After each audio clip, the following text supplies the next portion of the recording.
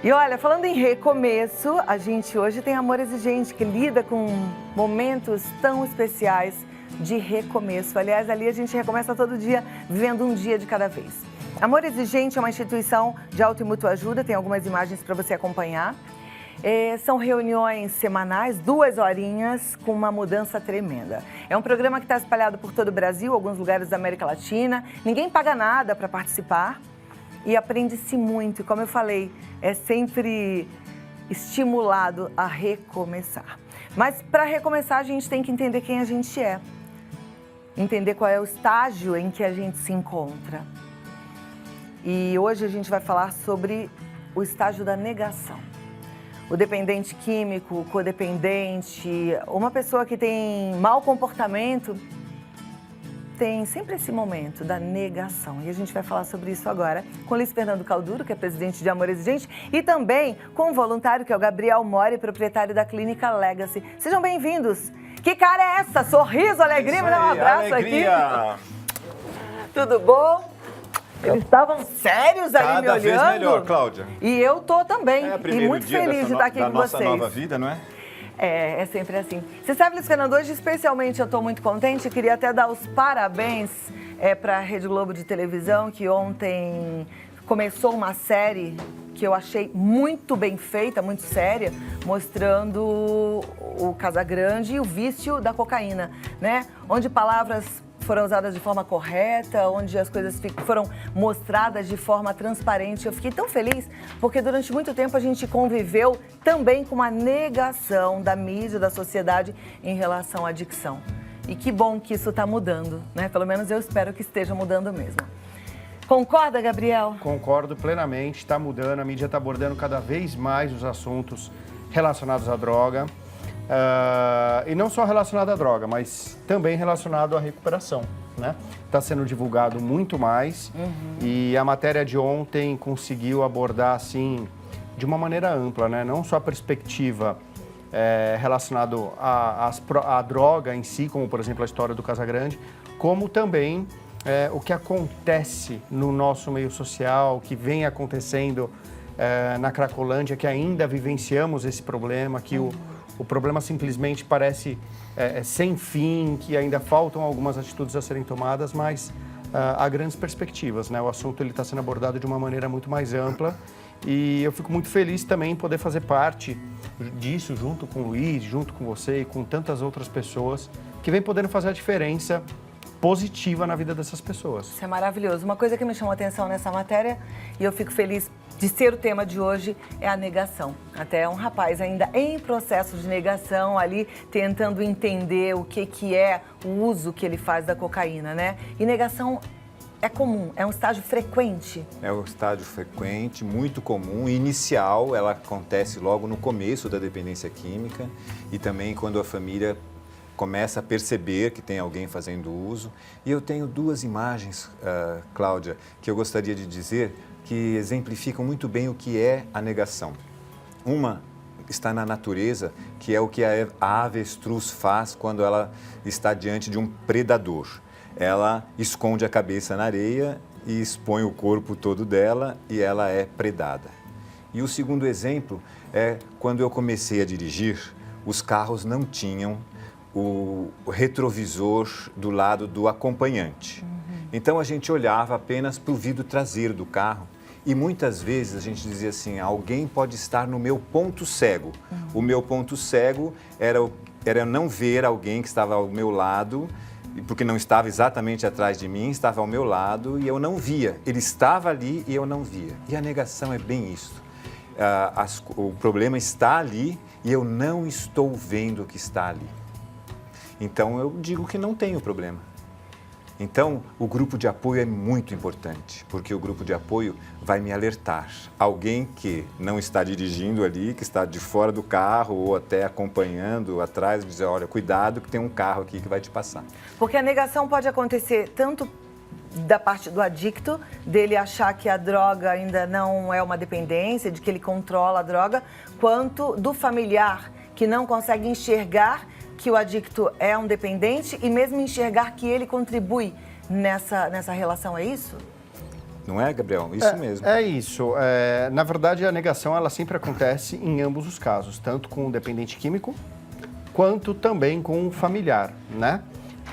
Muitas vezes eles sabem que existe problema, porque a negação ela é bastante do subconsciente, né? O que é muito diferente de mentira, tá? É muito importante frisar que negação é uma coisa, mentira é outra, né? Mentira, muitas vezes, ela acaba acontecendo, na sua grande maioria das vezes, de maneira consciente.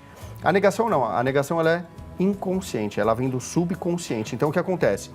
Há a existência de um problema e como eu tenho dificuldade em lidar com esse problema, seja eu dependente químico ou seja eu família, o que acaba acontecendo? Eu nego a existência desse problema, porque socialmente é muito difícil de ser aceito para mim, né, como família ou para mim como um dependente químico. Então eu acabo negando a existência desse problema como um mecanismo de defesa. Então é praticamente um mecanismo de defesa. Eu não sei o que fazer, tenho medo do que pode vir, tenho medo das mudanças, então de primeiro momento eu nego. Né? Não é uma mentira, tem diferença então entre negação e mentira. Eu quero entrar um pouquinho nesse ponto para tentar ajudar quem está em casa.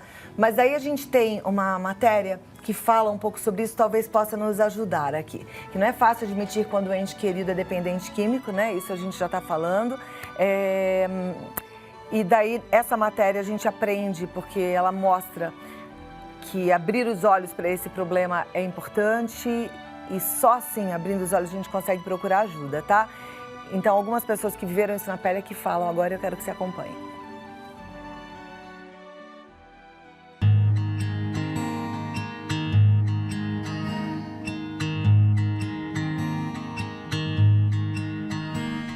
Na verdade, no começo, eu sempre quis fugir dessa história, né?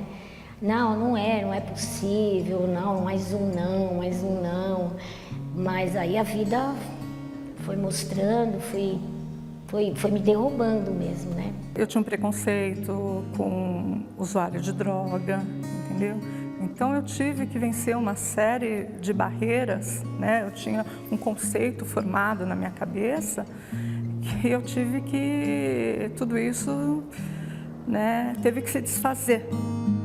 Quando eu descobri dos dois, nossa gente, foi assim, foi uma facada, né, no coração da gente, porque você fala, puxa vida, né, 2 meninos tão inteligentes, tão espertos, porque eles nunca me deram trabalho, eles foram me dar trabalho depois dos 18 anos, que eu fui descobrir essa adicção deles, né.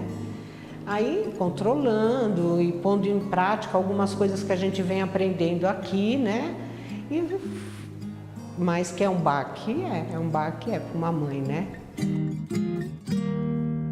Foi diagnosticado esquizofrenia. Aí eu cheguei e falei, pô, mas ele está sendo internado direto. E eu falei para meus pais, ele é internado porque ele toma os remédios e tudo, mas ele está usando maconha. Nossa, imagina, você está louco. Então eu fiquei um tempo bom para convencer meus pais que é o que estava acontecendo. E aí, finalmente, ele surtou de novo. E fizemos um toxicológico e, claro, que saiu o uso da maconha. A família foge da realidade usando a negação como mecanismo de defesa. O dependente não admite as consequências da sua doença porque tem a necessidade de continuar usando drogas. Esse processo vira um ciclo vicioso que só pode ser quebrado quando uma das partes decide buscar ajuda. A gente demora para procurar ajuda, demora muito. Até que eu falei, não, chega, não aguento mais. Olha, vai buscar ajuda, porque olha, não dá, sozinho não dá, não tem como. A gente fica se trazendo um monte de sentimentos muito ruins, de culpa, de nossa, precisa de grupo.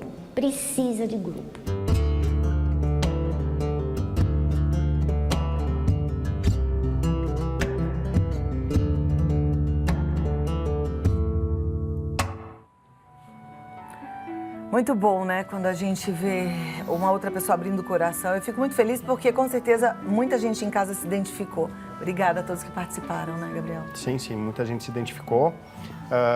Eu estava prestando bastante atenção na história. A mãe falando que demorou muito tempo para pedir ajuda. E, geralmente, esse tempo, através de alguns estudos que foram feitos, leva em média de 3 anos, de quando uma família descobre a existência do problema, até para que efetivamente ela venha pedir uma ajuda e decidir mudar. Ou seja, é um processo de 3 anos, onde a negação, ela simplesmente toma conta, tanto da família, por não querer acreditar nesse problema, por achar que vai ter solução, né, até caírem todas as fichas, então demora muito tempo. Aí vai negando a existência do problema e de tanto negar isso se transforma num hábito. E depois que se transforma num hábito, é muito difícil de mudar. Que nem ela falou, até que uma parte aceite essa mudança, ou que venha pedir ajuda, demora, né?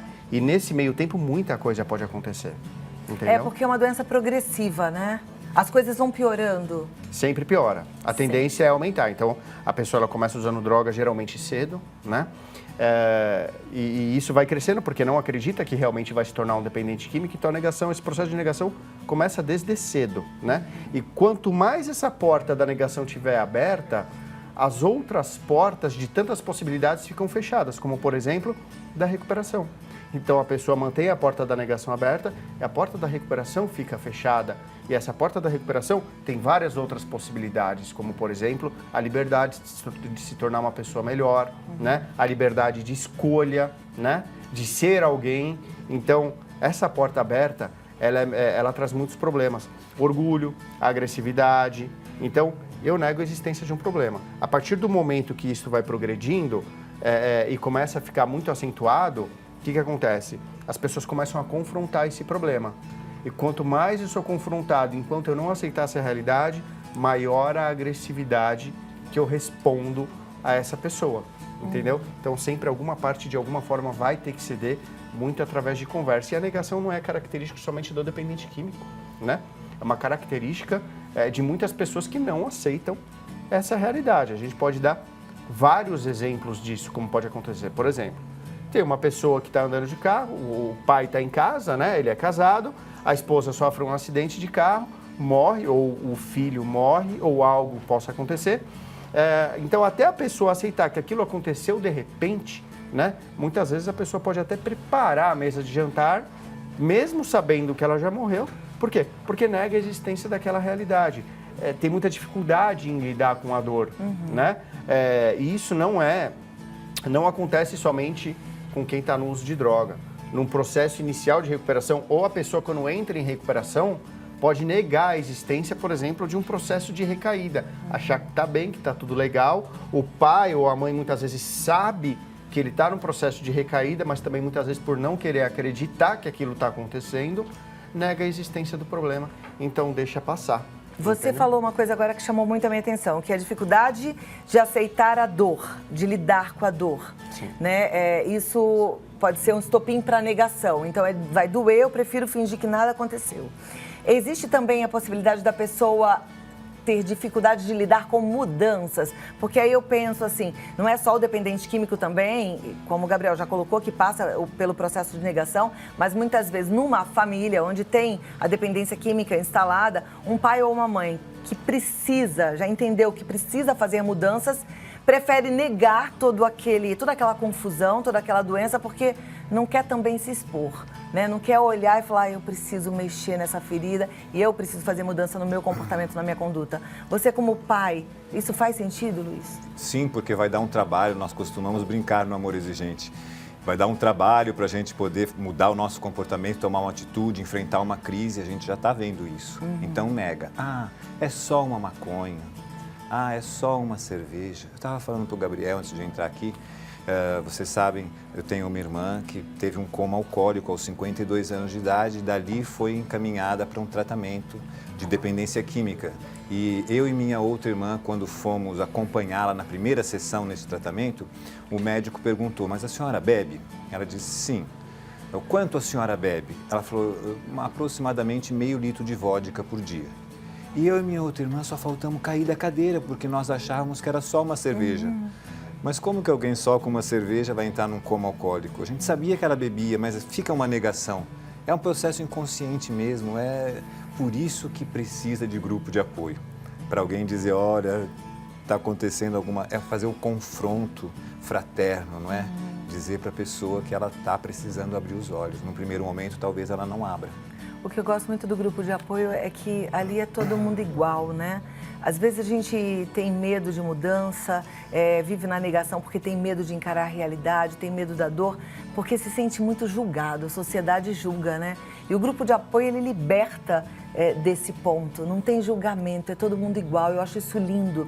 Eu sempre falo aqui pra você com muita paixão por Amor Exigente, porque eu vejo que funciona exatamente nesse ponto, sabe? Não fica só, minha amiga, ninguém vai te julgar, não. A tua dor não é diferente da do outro, o que você tá passando, a sua vida não é mais vergonhosa do que a vida de ninguém, não. Aliás, quem é que pode julgar alguém, né?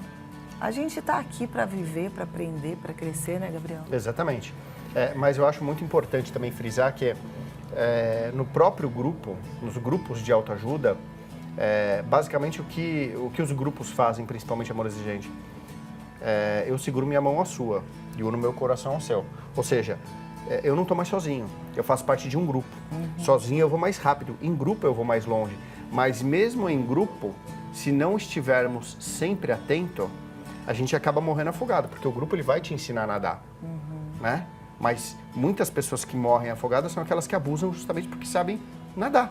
Então tem muita informação, pelo fato de ter informação, vê o filho num processo de recaída, vê o filho muitas vezes até recaindo e usando droga, mas acha que está tudo bem. Não, está tudo bem, porque ele está trabalhando, né? Ele voltou a usar droga, mas ele está usando a droga dele, mas ele trabalha, ele está estudando, ele não deixou de fazer as coisas dele, eu estou frequentando o grupo, então eu aprendi a lidar melhor com isso.